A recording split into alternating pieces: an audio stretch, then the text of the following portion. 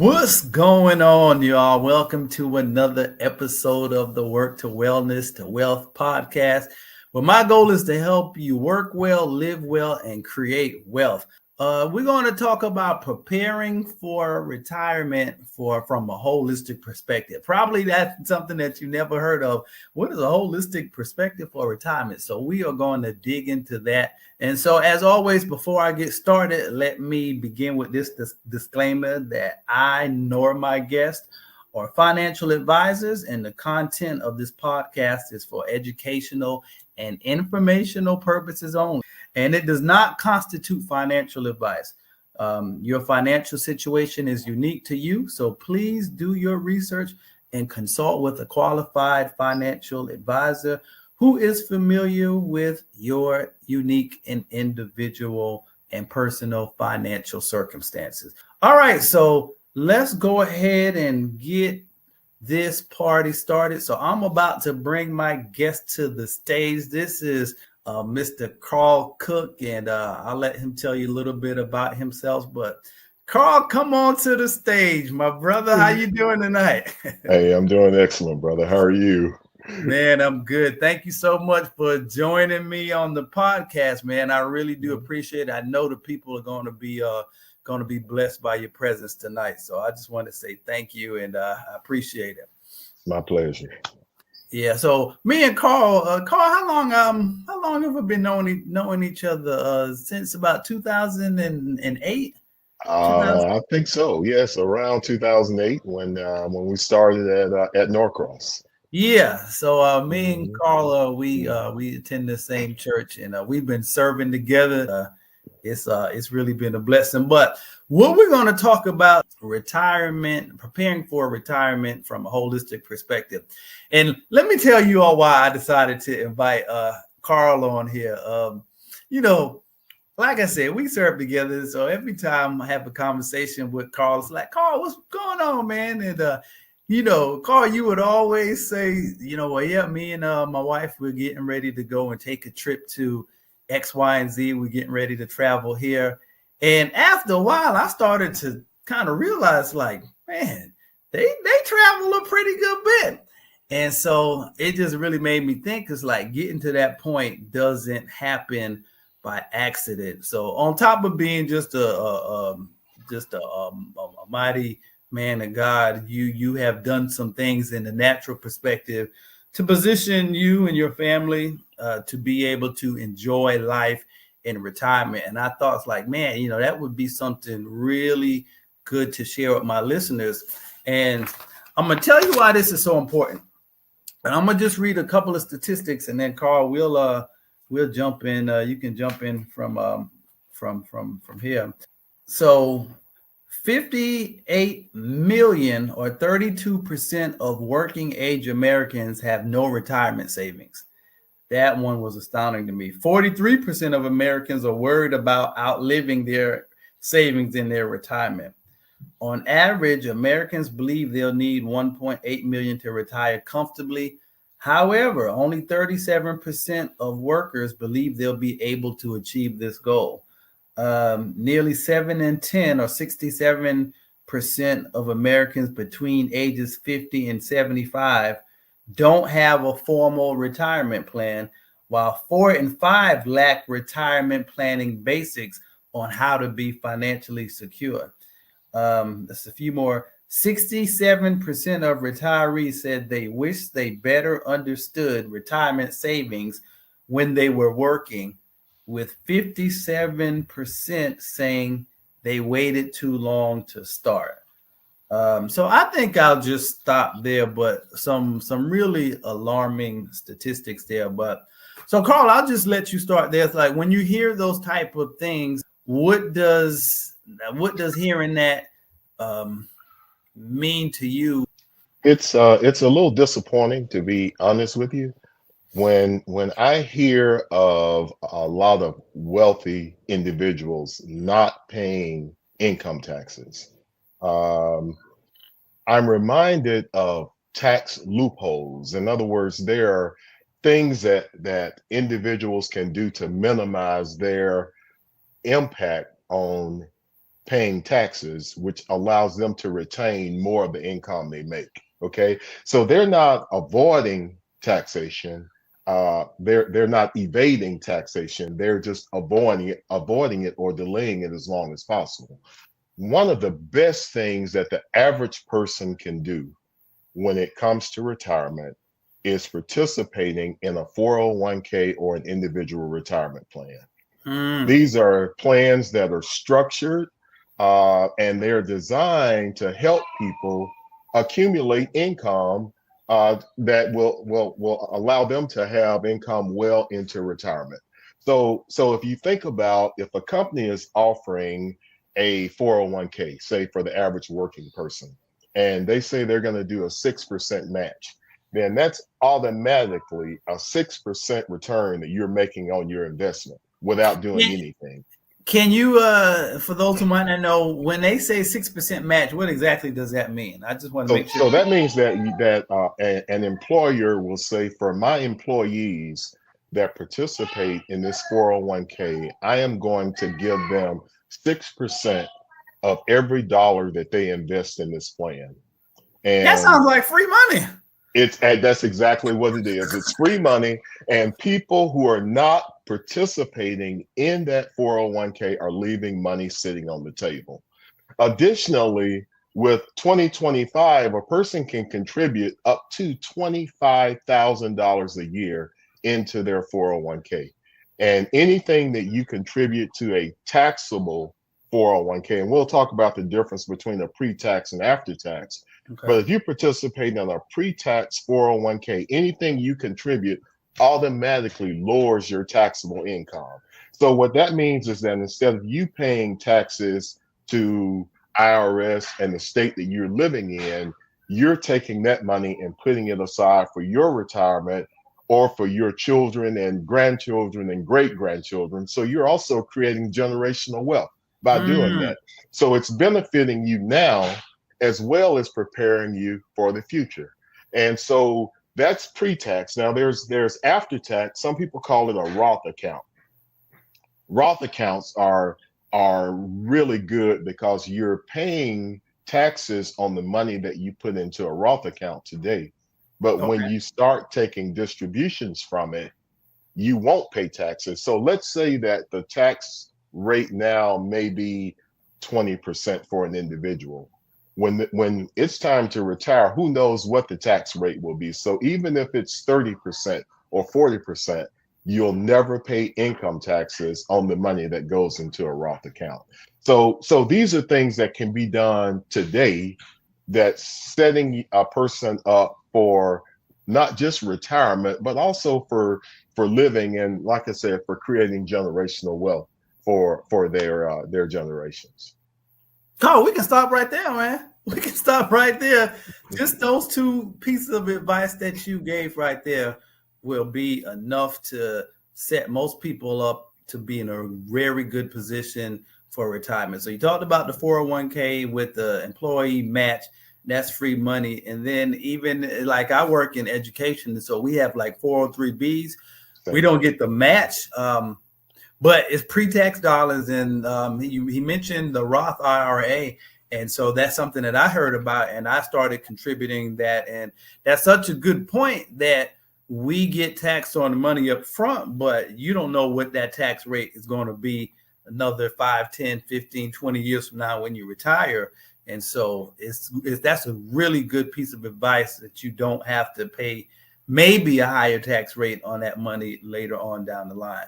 So that's really good. You made me think of reminds me of a story. I remember when my father was working, he was still working during the time when they had pensions.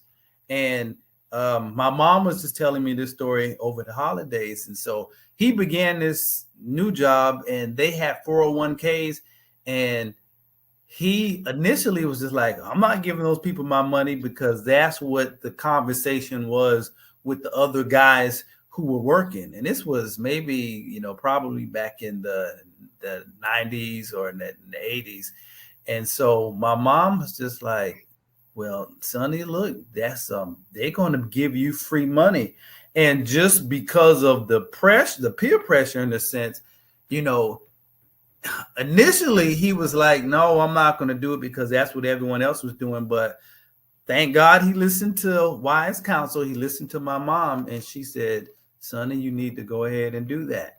And, he decided to go ahead and do that. And man, when he started seeing how that money started growing, he had to come back and tell my mom, thank you. And then the guys who didn't choose to do it, when they saw it, they was just like, oh man. And I think that changed some of their minds too. So a lot of times it's just the ignorance of not knowing a lot of things that causes us to miss out.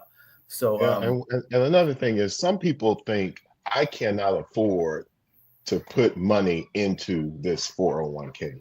But oh, what talk about what that. people don't realize is that because you put money into the pre-tax 401k, you're putting this amount into that account, but your impact on your take-home pay is this amount Mm, because it's pre-tax dollars. So in most cases, when you're participating in these, you're actually making more money in the long run than you would in the short term, thinking you're avoiding or saving money by not participating.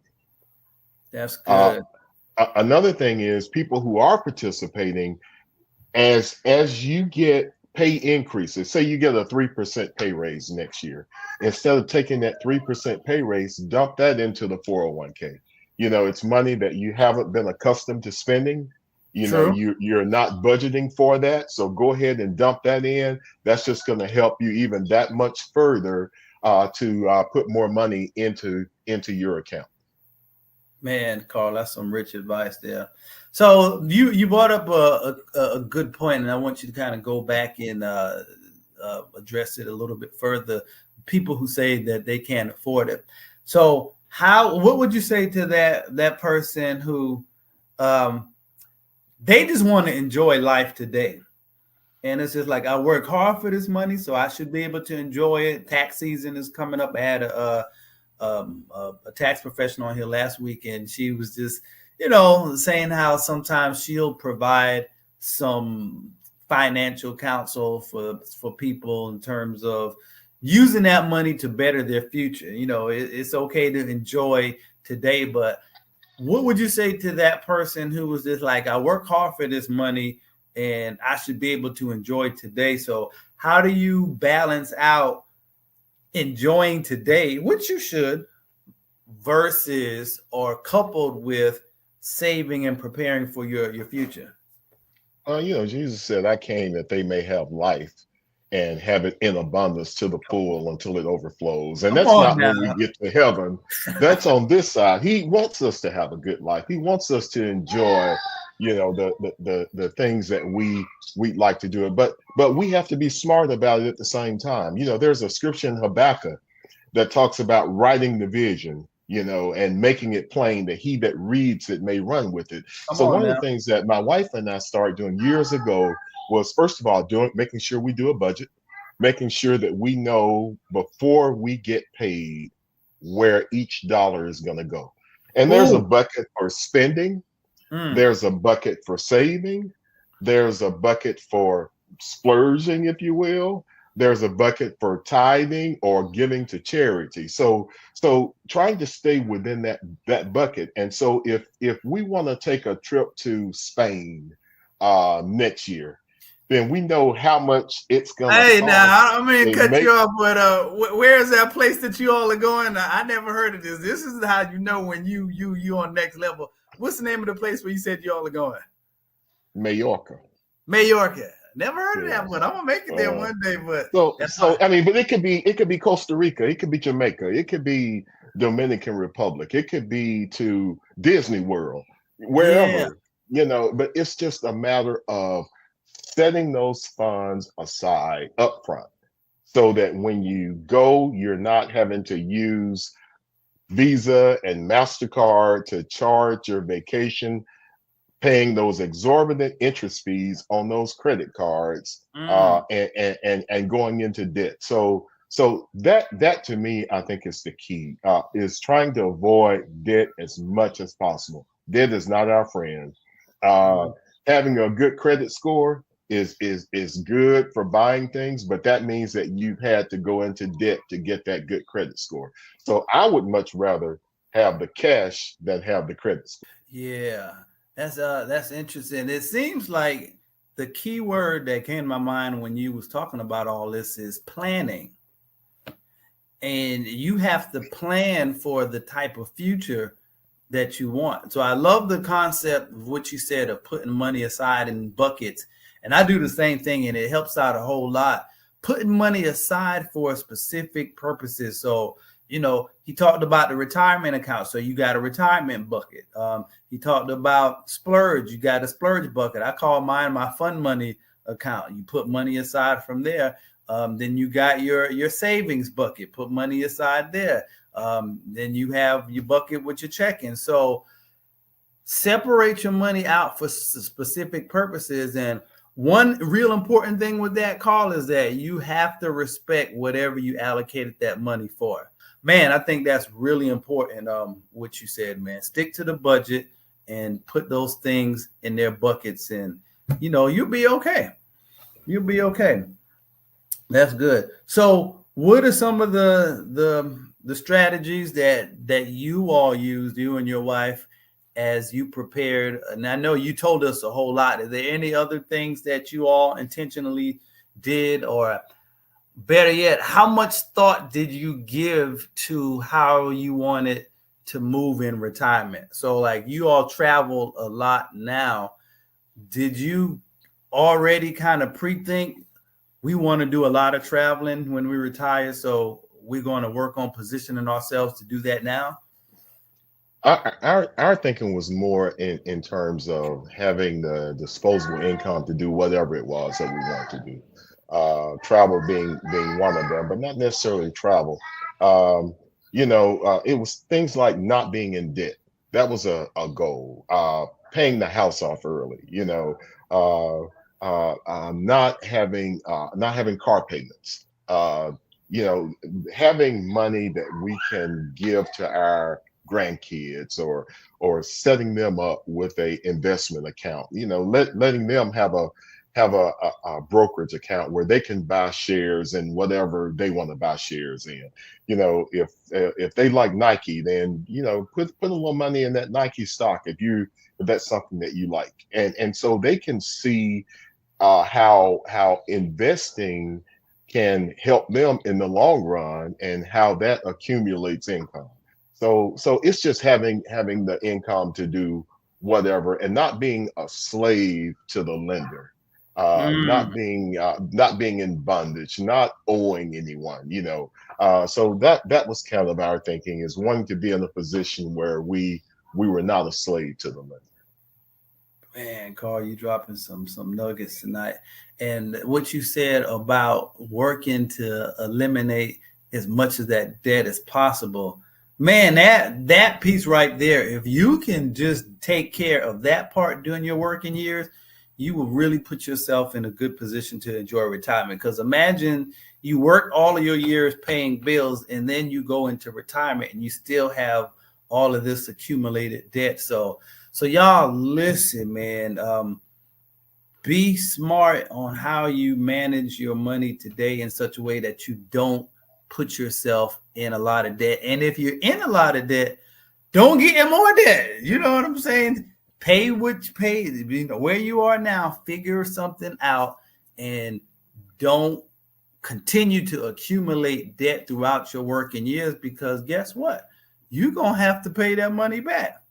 So that's so important. So Carl, that kind of leads me to another question I was going to ask you, and you probably already answered it, but I'll ask you anyway just to see if you have anything further. But what advice would you give to young professionals like myself about investing and managing debt with a long-term perspective in mind?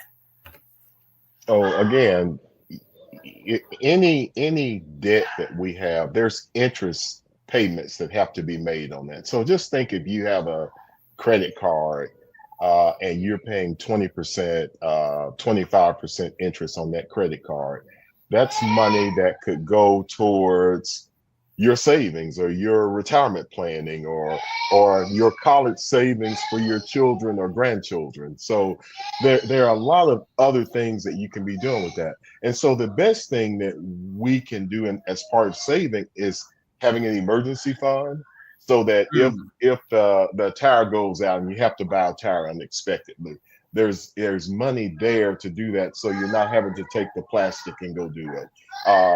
There's a bereavement thing where something, you have a loved one that God forbids passes away and you have to travel unexpectedly. You're not having to go in debt to take that trip. You can go to that emergency fund, because that's what it's for, emergencies, yeah. to do that. So that's the best thing that can take place. And so once that emergency fund is used, so you use it for a purpose, then you replenish that emergency fund, and then you can start back working on a debt cycle and paying off debt. But emergency funds are so important, especially now, because we just never know what's going to happen tomorrow. But you have to realize, if you live in this life, things are going to happen. Unexpected things going to happen. I had a real good friend, Carl, a brother that goes to the church. He got side swiped by a car. Praise God, he was okay and everything, but it was a total loss to his car, and that was something that he wasn't expecting. But because he did a lot of the things that you talked about, it wasn't nearly as bad as it could have been if he wasn't financially prepared, figuratively speaking, to absorb that blow. So I think the important part of what you're saying is that, no, we're not hoping or wishing or we expecting something unforeseen to happen, but things do happen. I know even for us, we found out we had squirrels running around in our attic, and Mhm. so we had to call. Wifey was just like, figure that Right. out. So that was close to $2,000 that we had to Absolutely. pay to address that. But here again, to your point, I had been putting aside money all along in I like to call mine my stabilization funds. When things happen to try to get you unstable, you got some stabilization money. But I was able to just pull money from that account. Hey, come on and do it. Like, how much, don't matter how much it costs. Come on and come on and take care of this. So yeah, that's real good. Let's shift gears a little bit here, Carl. So getting your finances important, vital, and good, but something that we can't overlook. And remember, we're talking about prepping for retirement from a holistic perspective. All of that financial planning and things that we talked about the last 15 to 20 minutes, it's not going to really mean a whole lot if you don't have your health. And health, your health is your wealth. Is like, what good is it? I heard, pastor says all the time, if you have a person who has $1 billion or whatever, but they're sick, they're just a sick person with a lot of money.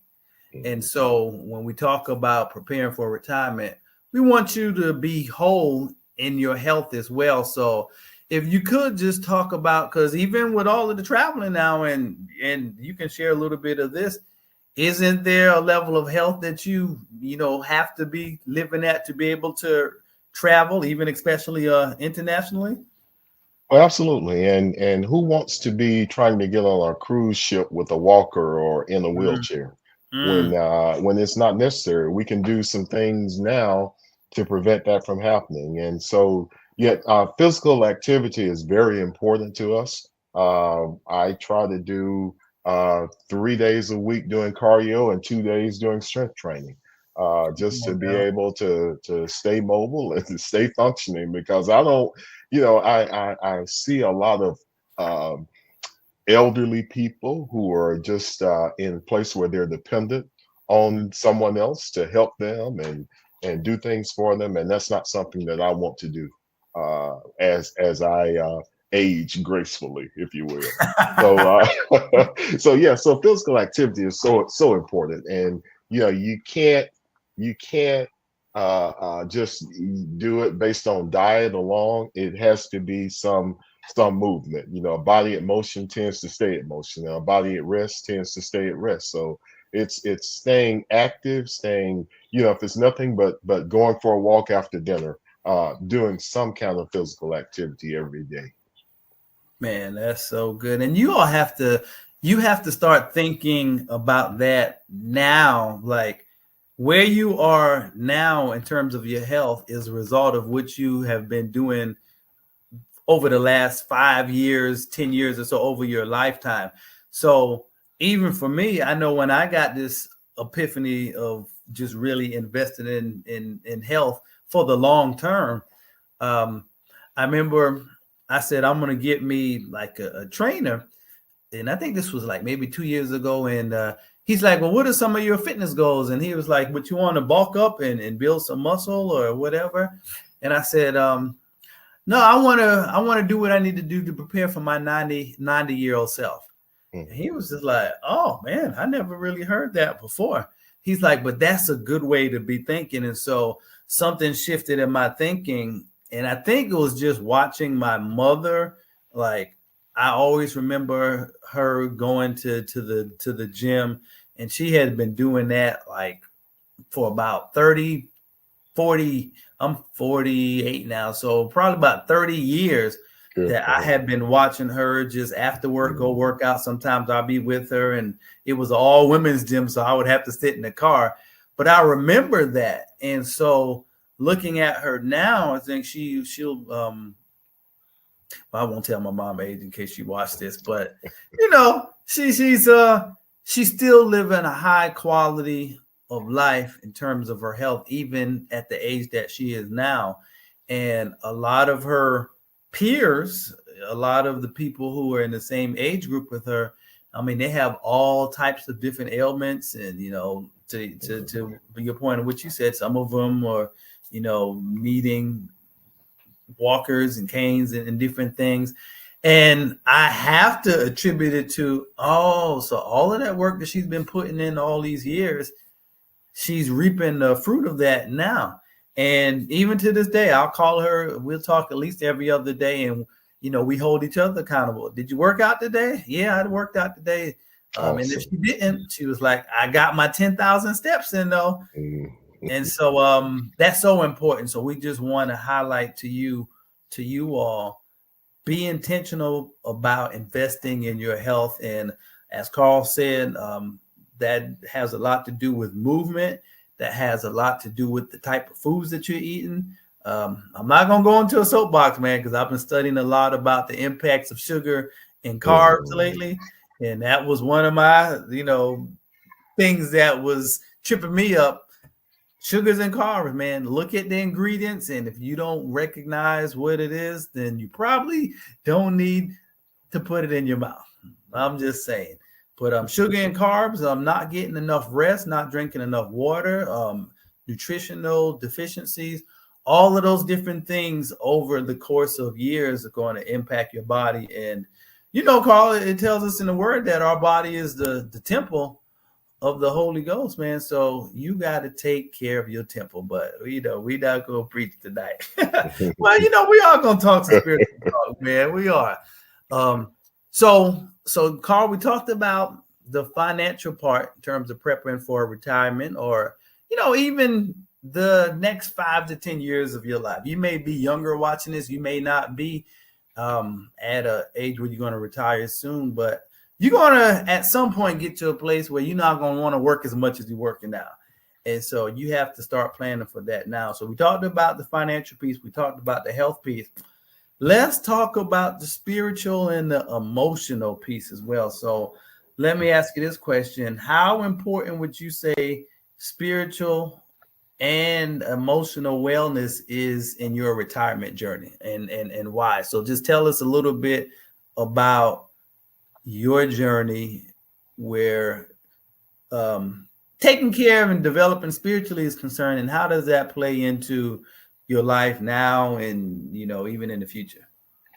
So that to me is the most important part of all of it. Mm, Um, one of the things that my pastor says constantly is if it's something that costs you your peace, it's too expensive. Oh, And wait, Carl. You got to say that again. You got to say that again, man. That was a bar right there. Say that one more time.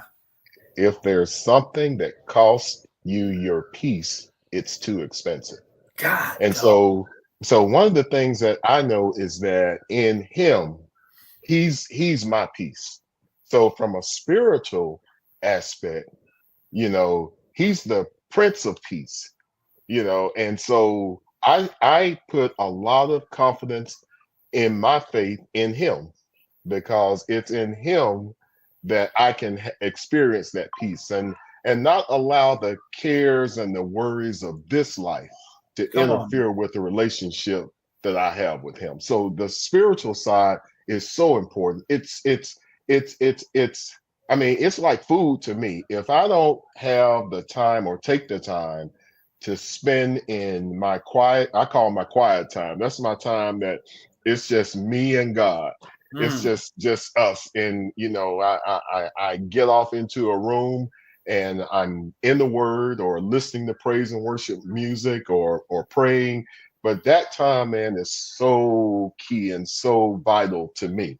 And so not trying to, like I said, not trying to preach to anybody else. I'm telling you about me and what works for me. And that's something that I put great value in above anything else is that spiritual side. Come on, Carl Cook. Hey, and I'm telling you, this man has helped me a whole lot in my spiritual walk over the years. Just some of the conversations that we've had. One of the things that I'm finding in my spiritual walk, Carl, is that as my relationship with God develops, I used to have a level of anxious and I would even say fear over the unknown aspects of the future, whether that's some things sometimes it can be financial and sometimes you may something, is your health going to maintain and relationships, marriage and all those different things. But as I've gone on and my trust and confidence in God has increased, what I'm realizing is happening now is that the unknowns of life don't really bother me that much anymore. I don't know what tomorrow may hold, but because of this relationship that I have a sense now that whatever comes my way, I know I'm going to be loved and I know I'm going to be okay because I got the wisdom of God, I got the love of God, I got the peace of God, all these different things. And so it just gets to a place where I don't have to know how things are going to work out or the things that I don't have control over, they don't bother me as much. And that's a very important place to get. There's a lot of scriptures that tell us, not to worry, cast all of our cares on him, take no thought for tomorrow will take care of the things of itself. Uh, Mm, trust in the Lord with all your heart and lean not to come your own on now. understanding. Come So there on are now. a lot of scriptures that tell us how to live in this world, but the most important part of it is recognizing and realizing that God loves us above all else. He loves us, and because He loves us, everything's going to be okay. Yeah, so it may be dark right now, but light's coming. Come We on just now. continue to trust in Him and know that it's going to work out. So because God loves us, everything is going to be okay. I hope y'all getting that. That's a word for somebody watching this now. You just have to rest in the fact that you know that God loves you and He got you. He got you. But yeah, just for those who are going things, are there any challenges that you've encountered on your retirement journey that you could share? And how did you overcome it? For me, I think the biggest one is having to be a caregiver for parents. Hmm. Um, just never anticipated that at all. So you do go through planning and preparing for this or preparing for that. And, it's tough to watch a parent, just their health failing and having to to help take care of them and the things that go along with that. So my hats go off if there's somebody out there that's a caregiver for a loved one. I pray for you. Pray the peace of God be with you. Try to do those things that you can to take care of yourself. Uh, Pause, take a deep breath, and just know that everything is going to be okay because God loves you. It's going to be okay. But that's the biggest thing. So me, in preparation for that, one of the things that I've done is gotten something called long-term care insurance. So Hmm. we hear a lot about people needing health insurance, and lately a lot of people have come up that don't or didn't have life insurance, needing a GoFundMe page to help pay for their final expenses. So Wow. so health insurance is important, insurance is important, and for me, long-term care insurance is important as well because I don't want my kids to have to experience what I experienced, say, with my dad, as in his final days. So if that makes sense. Yeah, yeah, that's good, man. Thank you for sharing. Can you talk a little bit more about long-term care insurance? What that is? That may be something that a lot of people aren't familiar with. Yeah, what long-term care insurance is? It's an insurance policy, and you pay for it. And what happens is, if something happens where you have to go, say, into a nursing home or assisted living, or you have to have someone come into your home to take care of you because of failing health, then that long-term care policy just kicks in to pay those the majority of those expenses so that you're not having to come out of your pocket or depend on a loved one to come out of theirs. So it's just another insurance program to prepare for what may happen in the future. And that's so important. And like I said again, we're not, you know, Mm. speaking anything over, you, your family, anything like that. But here again, even in my own family, my father got dementia in his latter I hear that. years, and Mhm. it was to your point, man. It was just so hard seeing the burden and strain that put on my mom. And you can imagine, my father was like 200 and like 20, 200, like 10 pounds. And so, can you imagine like that dead weight when he fell down and couldn't get up? And there were many times where she had to call someone to come and Sure. help get him up. And so, man, Mhm. it was just so challenging watching her go through that. But, it got to a point that we eventually did have to put him in a care facility. And I Mhm. mean, for those of you all who have gone to that, that's like several $1,000s per month Yeah, that absolutely. Very costs. expensive. Yes. Yeah. And so, he had some money that he had set aside that we were able to use for that. It wasn't very much, but I think he only stayed in there maybe a month or so before he transitioned. But kind of going back to your point, it's just prepare as much as you can. And I know there's some things that you don't want to think about happening, but you feel so much better if you actually prepared for those things when those times came versus thinking about it and it's like I don't want to think about it, and then 10 years down the road that happens, and then now you're dealing with the financial, mental, and emotional strain of that. So that's good. But Carl, man, this was a good conversation. That time went by so fast. Before we close down, you have any last thoughts or words to share? Now, just getting back to the retirement part, I just can't emphasize enough how important it is to take advantage of those loopholes that we have access to the retirement plans, the health savings account, which basically work the same way that 401ks do. So if you have access to an HSA on your job, uh, they anything you contribute to those lowers your taxable income. Again, looking at ways to defer paying taxes, looking at ways to leave a legacy for your children and grandchildren and great grandchildren. So creating generational wealth instead of giving it to the government. Take care of your bodies. Trust God, and keep moving. Just don't stop moving. There you have it, folks.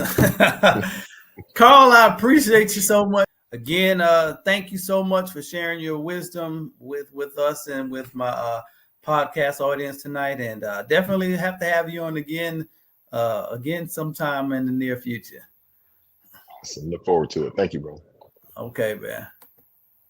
All right, there y'all have it. Man, Carl dropped some good nuggets tonight. So go back and listen to this again and just take heed. You don't have to do everything at once, but do something now. Imperative, do it now. Something and now. And so, like I said, how you're going to be looking 10 years from now is going to be determined by the choices that you're making today. So remember, again, go to my website at JarodAAnderson.com. Take advantage of some of those free resources. And excited to share this. I am going to start, if you all haven't heard of Fanbase yet, that's a new social media platform that Isaac Hayes Jr. is creating. I'm going to start spending some time over there, and eventually I'm going to transition over there. So if you haven't heard of that, go look it up. Fanbase social media.